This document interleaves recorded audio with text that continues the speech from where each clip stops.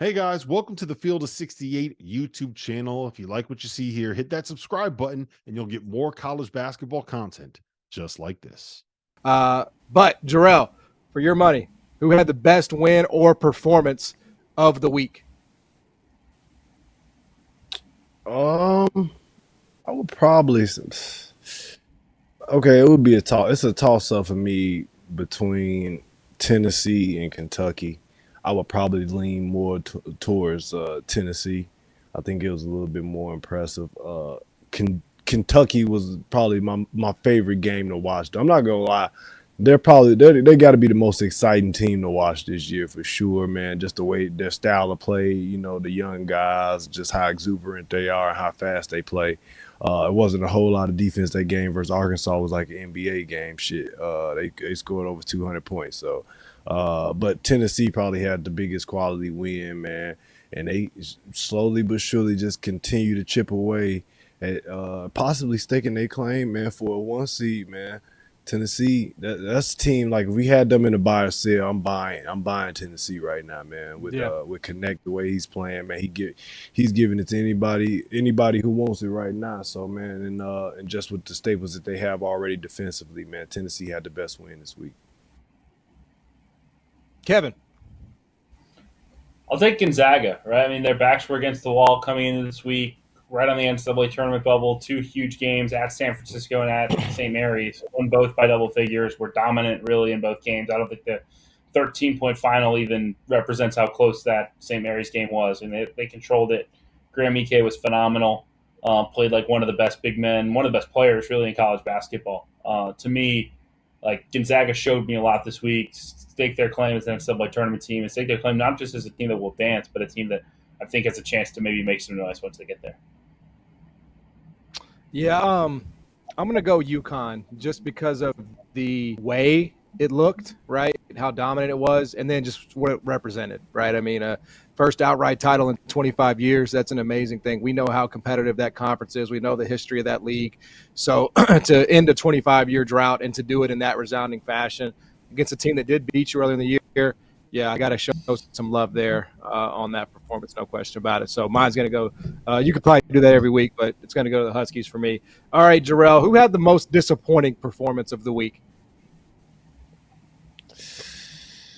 I would probably say Kansas, but they had a major injury as well too. But I thought that they were going to be able to come out and possibly get it done still against Baylor. Uh, but the Jayhawks kind of just like we talked about earlier, their season and just all year is kind of I feel like it's been in limbo, even though that they've won a ton of games, and they don't have a ton of losses, but it's just difficult to kind of watch, a Bill self-led team struggle a little bit and catch some of these losses in the way that they're losing some of these games throughout the course of a year, and this is a year everybody was so concerned about Houston entering the Big 12 or Yep. whatever, man. And, now we look up and we see Kansas here, and, it hasn't been easy for those guys either. Kevin, who's that for you this week? Now, I've been a big Wake Forest supporter all year. I think they're a really fun team to watch, but this week was a setback. Two losses, two games were very winnable. At Notre Dame, that's a game you have to win if you're an NCAA tournament team. Led that game at halftime, couldn't finish, and then we're up big early against Virginia Tech. I think we're up 15 in the first half. Faded down the stretch, lost by 11. Like I still think Wake has a chance to make the tournament. Two big games this week, especially that game against Clemson coming up on Saturday. But I think if Wake does miss the tournament, they'll look back on this week as the one that got away. Yeah, look, I feel a little guilty doing this, but like for me, it was Alabama last night. And again, that's a good Tennessee team. That's a potentially great Tennessee team. So it feels a little ass backwards to be saying that that's the most disappointing performance of the week. But the way that the game played out, you finally fight back. First of all, you get down early at home. That was a disaster start. Then you get all the way back. You're leading at half. I think you build a lead as high in the second half, and then you just kind of let go of the rope. That was a game where you could still have a say in the SEC regular season championship. You're at home. You're a big favorite. It's a revenge spot. You lost earlier in the year. You got blown out by Tennessee at their place, and you have a chance to close them out in yours, and you can't do it. And so I would say with the leverage of the moment and just how in control it looked for them at that time when they were up 9, and the fact that they couldn't get off a good shot and the offense really sputtered out with Dalton Connect and foul trouble the whole day, I would say that was money left on the table. So I feel like for what it could have been for Alabama, that was definitely very disappointing to not get that done. Okay, Jerel, this is sort of the same, thing here, but was there a surprise for you this week? What surprised you about this week in college basketball in terms of results?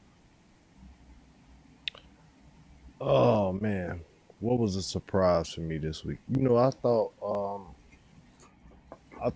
and it really was. I'm not gonna say it was a surprise. I thought Florida had a chance to get South Carolina. Uh, don't ask me why. I still think Florida, just talent wise, has a lot of really good guards on their team, and they have size and good big guys too who can do some different things. They're another team that I like their style of play. They like to play fast. They just can't seem to put it all together defensively and stop anybody consistently. But I thought they were gonna have a chance to sneak that win against South Carolina. It ended up being a really good game. So I wouldn't say it's necessarily a shocker, but that was one that I had kind of penciled in as a game that Florida was going to be able to go steal. Kevin, any surprise this week? Yeah, I thought BYU breaking through was a big surprise. Maybe I shouldn't have been as surprised as I was. The numbers have always liked this team, but to go on the road and win at Kansas obviously meant a lot. But then to rally the way that they did from a pretty big first half deficit against TCU, I mean, that showed me a lot about this BYU team. This is a group that I thought was kind of living on the work that they had done in the non-conference by blowing out opponents. Was kind of skeptical of what they could be in March, and it surprised me in a good way that this team looks legit. A team that I think, with the amount of shooting that they have, the skill level, that they could be dangerous come NCAA tournament time. Yeah, I am just still stunned, floored. You picked the adjective that South Florida won the AAC. I mean, I could have listened to, if you tell me 3 or 4 different teams win it, I'd have listened to it. South Florida would have never, ever, ever, ever entered that discussion. I believe that South Florida was picked 9th. They were picked 9th in the preseason with good reason. I mean, it's Amir Abdur-Rahim's first year. You have a bunch of new guys. Like, you're not supposed to win the league, especially the FAU coming in, bringing back everybody from a year ago. Not, to say nothing of the disappointment that Memphis has been. So, yeah, the fact that they went on the road at Charlotte, I believe as 4-point underdogs, and just crushed them to win the AAC regular season. Thank you for watching the Field of 68. If you've enjoyed what you've seen here, hit that like button, share this link with your friends, or check out the description for some other places that you can consume Field of 68 content.